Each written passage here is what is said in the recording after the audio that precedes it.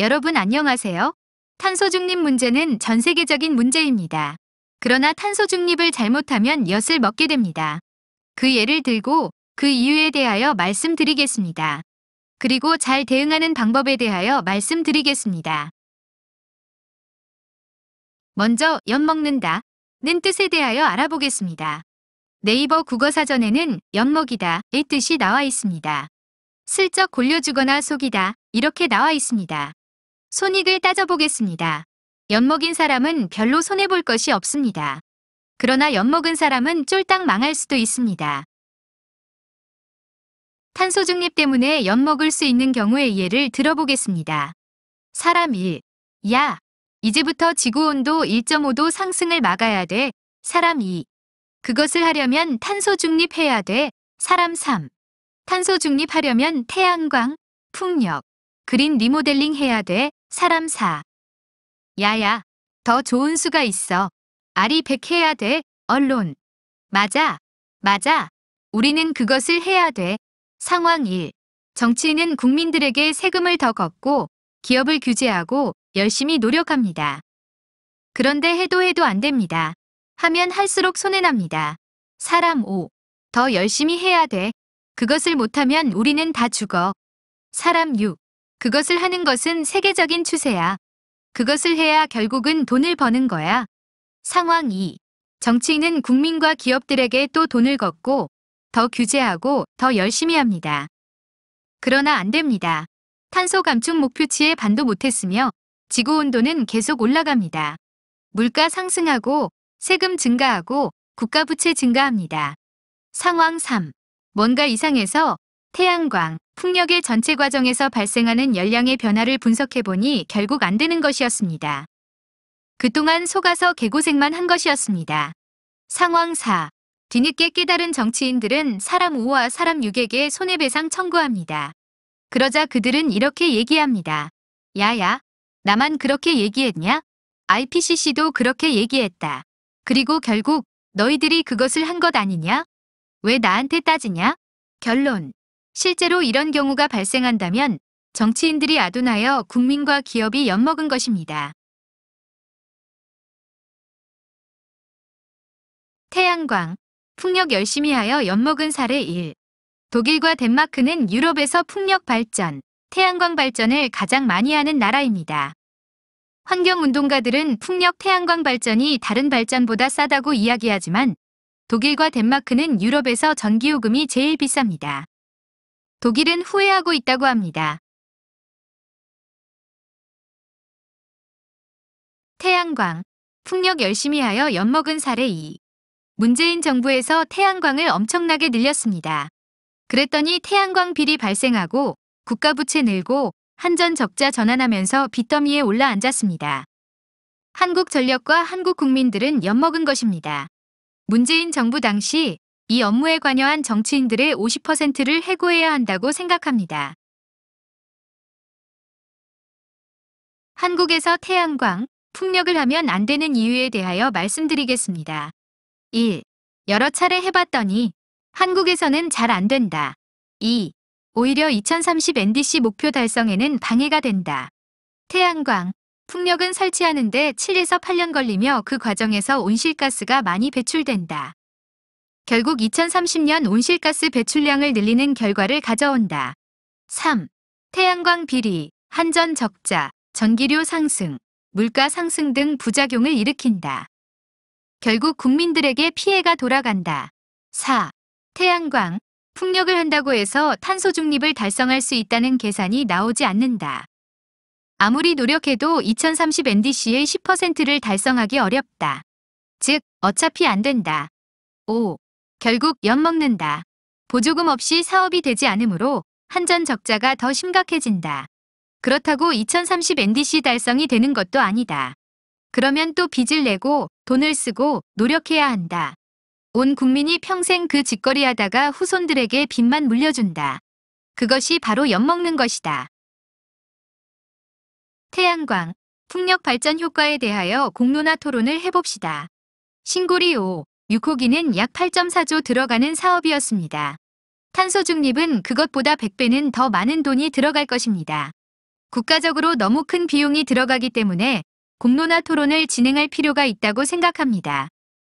태양광, 풍력 발전의 확장을 주장하는 국회의원, 환경단체들에게 모든 과정을 고려했을 때 실질적으로 온실가스가 얼마나 줄어드는 것인지, 그 경제적 효과는 얼마나 되는지에 대한 엑셀로 작성된 계산 자료를 요청해야 합니다. 아마 그 사람들은 야야, 망하면 내가 망하냐? 투자한 사람이 망하지. 야야, 나만 그렇게 얘기하냐? IPCC도 그렇게 얘기해. 안 돼도 나는 책임 없어. 이런 식으로 생각하고 있을지도 모릅니다. 그 자료를 공개 검토하여 태양광 발전, 풍력 발전을 취소할지, 계속할지, 축소할지를 결정해야 합니다. 만일 그들이 당당하다면 엑셀 자료를 제출하고 공개하여 토론에 임할 것입니다. 만일 그들이 엑셀 자료를 공개하지 못한다면 그들이 틀렸기 때문일 것입니다. 그런데 한국은 2030 NDC, 2050 탄소 중립을 때려치울 것인가? 때려치울 수 없다면 어떻게 해결할 수 있을까? 지금과 같은 방식으로 일하면 2030 NDC 목표 달성은 안 될 것입니다. 그렇다면 우리는 어떻게 해야 될까요? 새로운 방법을 찾아야 합니다. 새로운 방법이란 무엇일까요?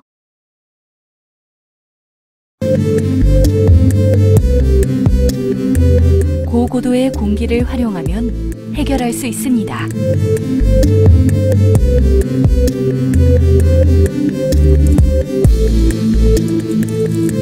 고고도 대기에너지 저장 장치를 사용하면 폭염, 가뭄, 미세먼지 등의 문제를 해결할 수 있습니다.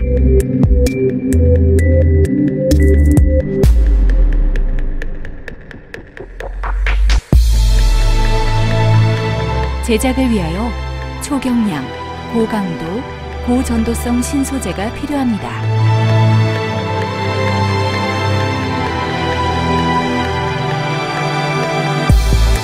또한 내부를 비워 공기보다 가볍게 만들어야 합니다.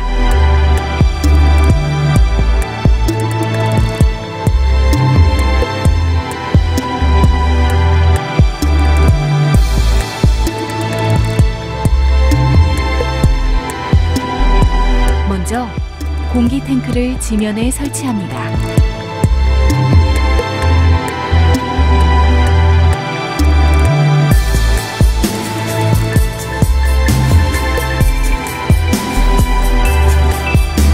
특수하게 제작된 블록을 조립하여 급기관을 만듭니다. 급기관에 공기 압축기를 조립합니다.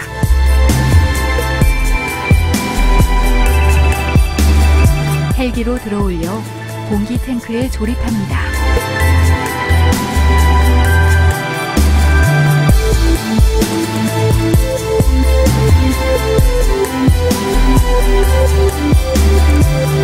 많은 양의 찬 공기가 급기관을 타고 내려옵니다. 냉방비가 줄고 폭염이 사라집니다. 급기관을 타고 내려온 찬 공기가 지표면의 더운 공기와 섞여 물을 만듭니다. 건조한 땅에 물을 공급합니다. 나무가 자랍니다.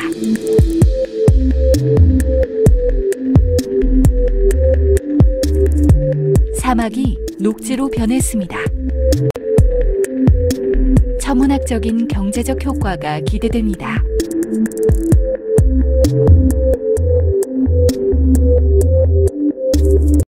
최근에 개발된 초임계 이산화탄소 발전에 대하여 알아보겠습니다. 유튜브에서 초임계 이산화탄소 발전을 검색하시면 관련 동영상을 보실 수 있습니다.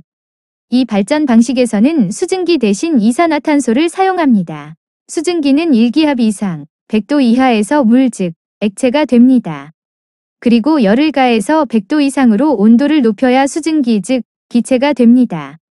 그러나 이산화탄소는 5기압 이상, 영하 55도 이하에서 액체가 됩니다. 그리고 5기압 이하, 영하 55도 이상에서는 기체가 됩니다. 이것은 이산화탄소는 그냥 놔두면 기체가 된다는 뜻입니다. 이 성질을 이해하는 것은 매우 중요합니다. 발전 과정을 설명드리겠습니다. 먼저 이산화탄소를 가열합니다. 그러면 고온 고압의 이산화탄소가 생성됩니다. 수증기를 사용할 때보다 훨씬 낮은 온도로 가열해도 됩니다. 상황에 따라서는 가열이 필요하지 않을 수도 있습니다. 고온 고압의 이산화탄소로 증기 터빈을 돌립니다. 발전에 사용된 고온의 이산화탄소는 냉각기를 이용하여 식힙니다. 수증기는 식히기만 하면 물, 액체로 변하여 부피가 줄어들지만 이산화탄소는 냉각을 해도 기체 상태를 유지합니다. 적절한 압력을 가해야 액체로 만들 수 있습니다. 몇 도에서 얼만큼의 압력을 가해야 이산화탄소가 액체로 되는지는 이산화탄소 3중점 그래프를 검색하시면 아실 수 있습니다. 초임계 이산화탄소 발전은 수증기를 사용한 일반적인 증기 발전보다 발전 효율이 훨씬 좋다고 합니다.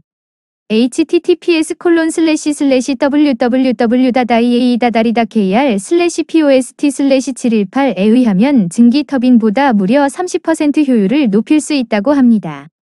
어떤 자료를 보면 13% 이상 효율이 높다고 합니다. 그러므로 최소한 10% 이상 효율이 높다고 볼 수 있습니다. 이것만 해도 굉장한 것입니다. 냉각을 할 때 이산화탄소를 마이너스 40도로 냉각을 하면 어떤 현상이 나타날까요? 아래 그래프에서 보듯이 10바 정도의 압력만 가해도 액체로 됩니다. 30도에서 압축할 때에 비하여 약 8분의 1의 압력만 있어도 이산화탄소를 액체로 만들 수 있습니다. 이것은 압축에 필요한 에너지를 8분의 1로 줄일 수 있다는 뜻입니다. 발전을 하기 위하여 소모되어야 할 에너지를 8분의 1로 줄일 수 있다는 뜻입니다. 이것은 다른 발전소의 가동을 멈추게 할 수 있습니다. 그러므로 연료가 절약되고 이산화탄소 배출이 줄어듭니다. 그런데 냉각을 할 때 필요한 에너지는 어디서 어떻게 해결할 수 있을까요?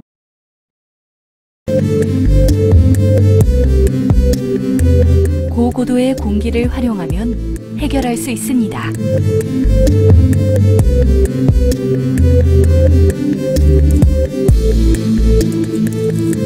고고도 대기에너지 저장 장치를 사용하면 폭염, 가뭄, 미세먼지 등의 문제를 해결할 수 있습니다.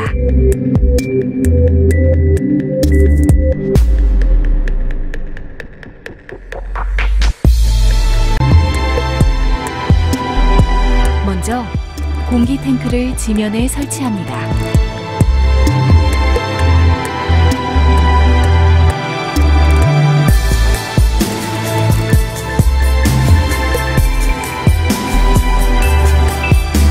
특수하게 제작된 블록을 조립하여 급기관을 만듭니다.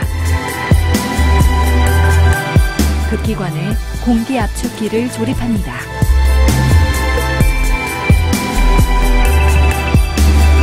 헬기로 들어올려 공기 탱크에 조립합니다.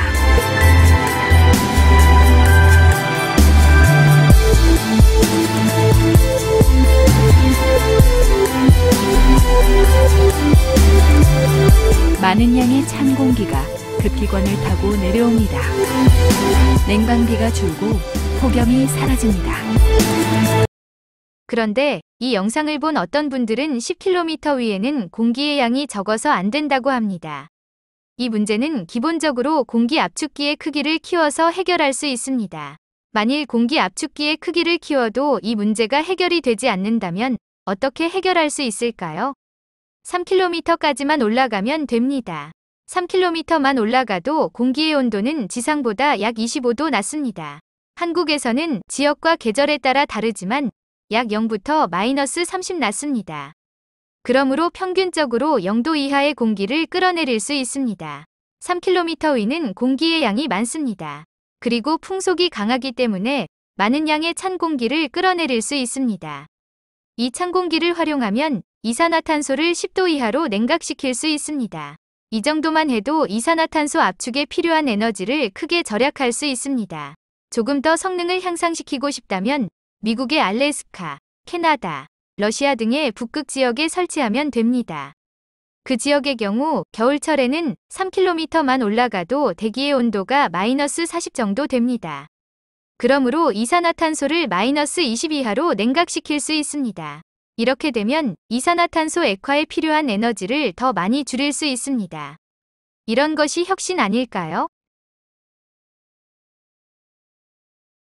결론, 초임계 이산화탄소 발전 시스템에서 이산화탄소를 냉각시킬 때 3km 이상의 찬 공기를 사용하여 이산화탄소를 냉각시키면 기체 응축에 필요한 압력이 크게 감소하여 발전기의 효율이 크게 향상된다.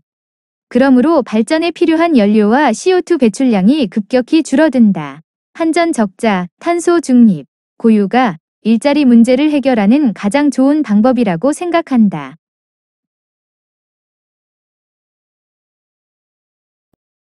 그런데 우리는 과연 2에서 3년 내로 고고도 대기 에너지 저장 장치를 개발해서 2030 NDC 목표를 달성할 수 있을까요? 어렵다고 생각하는 사람들이 있습니다. 그러나 현대중공업의 역사를 살펴볼 때 충분히 가능하고도 남습니다. 유튜브 https://www.youtube.com/watch 물음표 v는 wq의 표응의 gp의 비싸를 참고하시기 바랍니다. 이순신 장군 그 거북선을 내 보이면서 우리들한테 보증을 서주고 좀 해달라 하는 그 회장한테 이야기했다는 거 아닙니까? 집회 속 거북선을 살펴보던 롱바텀 회장은 마침내 정주영에게 악수를 청했다. 바클레이 은행이 조건을 건 게 있습니다. 그러면 너희들이 선주에게 배의 주문서를 받아와라. 너희들이 배의 주문을 받으면 우리 자관해주마. 이제 이런 조건을 걸었던 겁니다.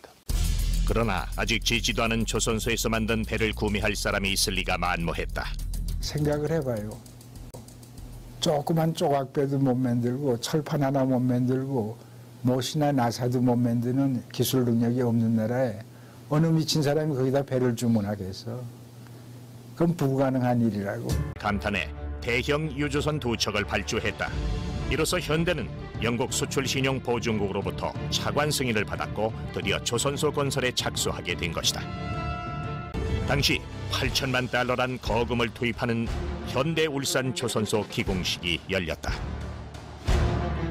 오늘 공중하옵는 대통령 각하를 모시고 내일 기빈과 지방 여러분이 참석한 자리에서 이 대형 조선소의 기공식을 하게 된 것을 참으로 영광으로 생각합니다.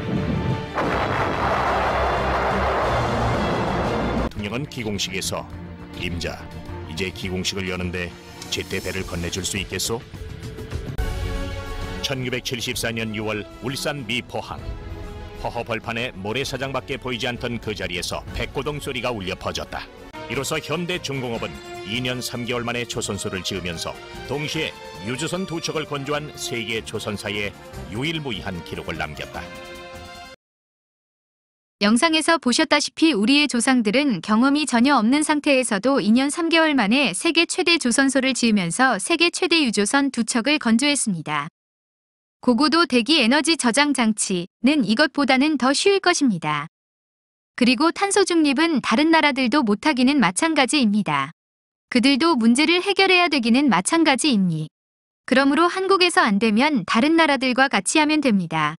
이 기술은 주식회사 하늘공기연구소가 특허를 가지고 있으므로 공동 개발할 경우 한국이 여러 가지 측면에서 유리합니다.